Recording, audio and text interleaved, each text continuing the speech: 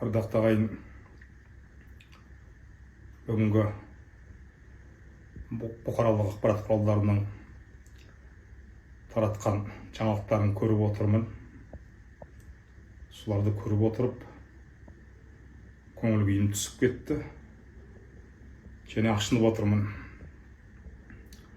Елімізге бүгін Қытайдың актері, әрі режиссері Джеки Чан келіпті. Сол Джеки Чанның жанында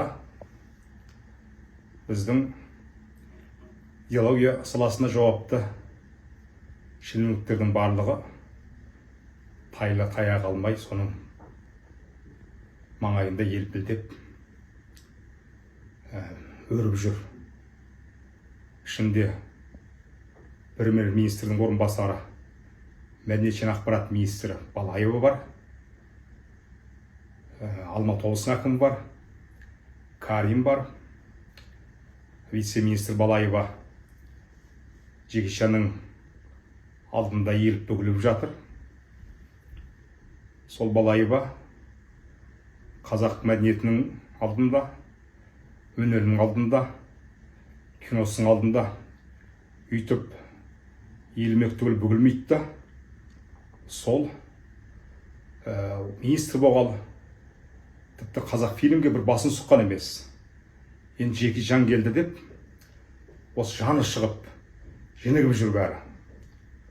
Бұл әрине менің көңіліме қаяу түсіріп отыр. Халық та бұған оң реакция беріп жатқан жоқ. Өйткені біздің билік өзінің өнерін өгейістіп, өзгенің өнерін ардақтайтыны осыдан ақ білініп қалды. Алматы облысының әкіміне не жоқ?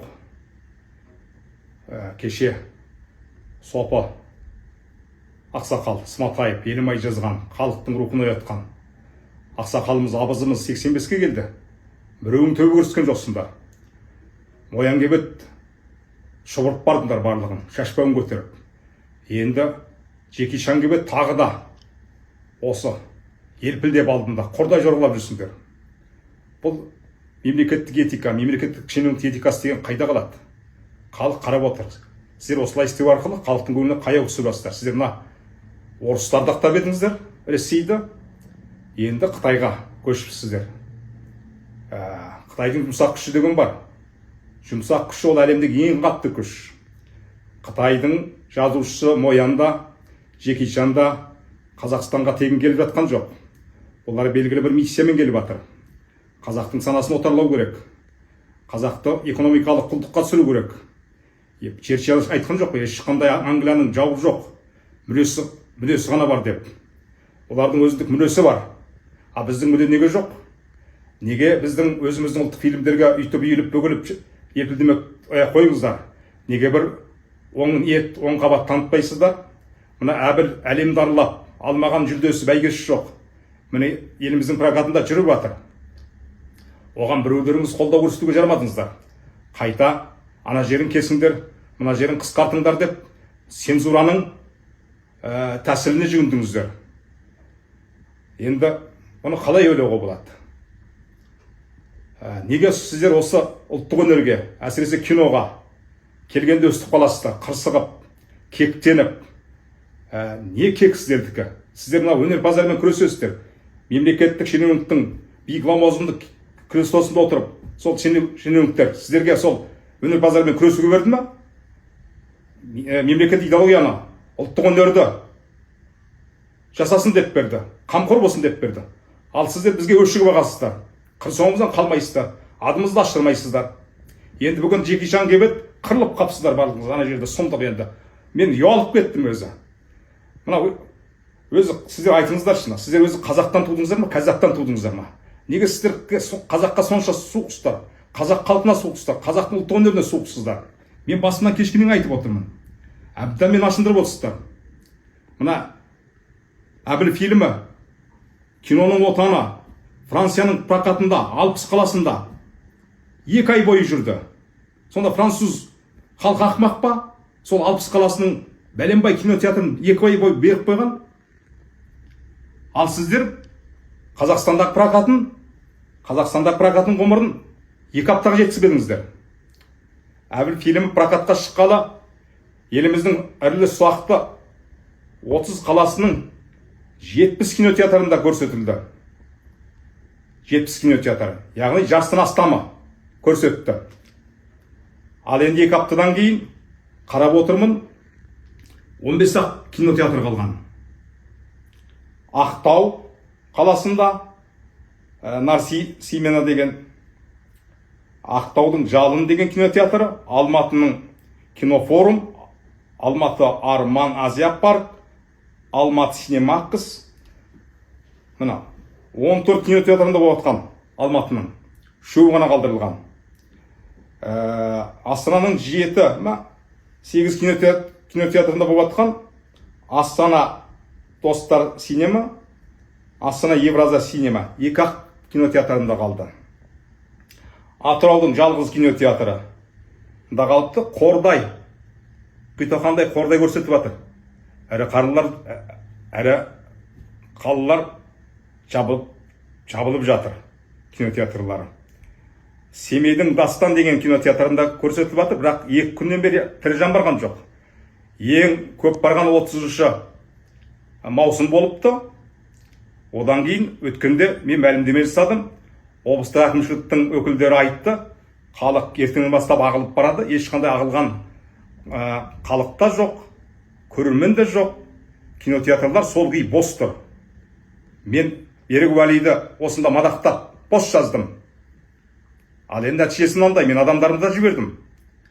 Бірақ кинотеатрда көрсетеміз дейді, онда адам жоқ, барса 2 адам келіңдер деп қайтарып жіберді. Талғар кинотеатры, біреу Түркістан, Орал қаласында Көркем деген кинотеатрда, Форт Шевченкода Жалын, Шымкентте Синемакс. Бас аяғы 60-70 кинотеатрдан 15-ақ кинотеатр қалып отыр. Келесі апталарда. Мінекей. Ал енді осыған қалай сонда? Ардақты ағайын, неге біз өзіміздің өнерімізге өгейлік танытамыз, жаттың өнерін кеп жарылқаймыз? Мен қарап отырмын, сол шетелдік фильмдерге халық ағылып барып жатыр. Әбіл фильміне барып жатыр, бірақ сирек халық, бірен саран. Ал енді анау сайқымазақ фильмдерге, жаңағы таптымау, тықтымау, сұқтымау, жездуқа, тездуқаларға ағылып барып жатсыздар. Бұл не деген сұмдық? Мына сіздерді Назарбаев 30 жыл билігінде, ана кеше эксклюзив журналының директоры Қарлығаш Шешенов айтты ғой. На такой фильм быдло не ходит деп. Міне сіздерден быдло жасап жүрген, ана жаңағы сайқымазаққа ағылып барып жатсыздар. Ал енді кешегі өздеріңіздің көрген қорлықтарыңызды, ана жекешелендіру деген ол зұлмат еді. Сол жайлы түсірілген, қазақтың жанынан өлген Елжат Ескендірдің фильміне барларыңыз келмейді. Ал енді жазасыздар, ой, қазақтар кино түсірмейді, қазақ фильм жақсы кино түсірілмейді, қазақ киносы нашар деп жазасыздар. Әйтпесе барар едік дейсіздер осы әлеуметтік желілерде. Неше жыл оқып келетін. Ал енді жақсы фильм түсірілбеді, бармайсыздар. Мына билік қандай 200 болса да, сіздер де бұл жерде 200 танытып отырсыздар. Яғни айғайлауға, даурығуға шеберсіздер, қазақтар кино түсіре алмайды деп. Түсірілсе бармайсыздар.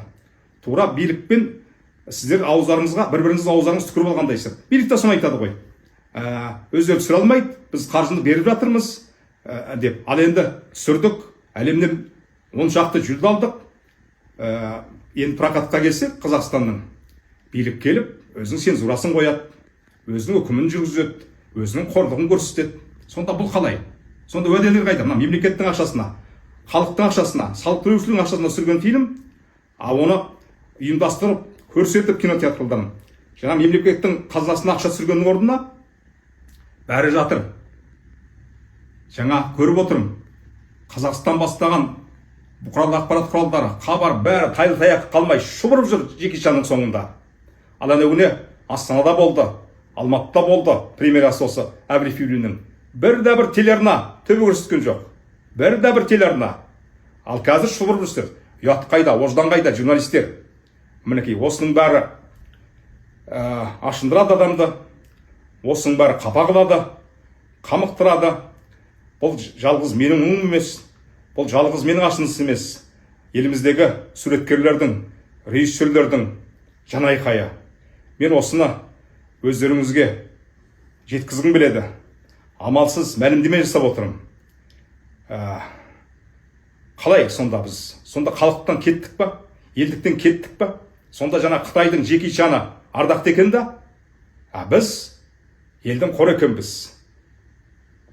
Ана көшпенділерді көрдік қой, қалай сүрілгенін. Джеки Чанда соның аяғы болады. Онда ұлт жоқ қой, онда қазақ жоқ қой. Ал қазақтың жаны өздеріңіздің жандарыңызға үңіліп, біз қандай кезеңнен өттік, бір уақыт ойланайық деген ой қашан туады біздің қоғамда?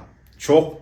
Өйткені жаңа билік балайы бастаған, бәрін көлегейлеп, жауып, қымтап айналасын сөйтіп отыр. Осының барлығы бізді ашындырады, біз айыптаймыз, өзгенің өнерін асқақтатып, ардақтап, ұлттық өнерімізді табанға таптап қорлап отырсыңдар. Соны айтқым келеді.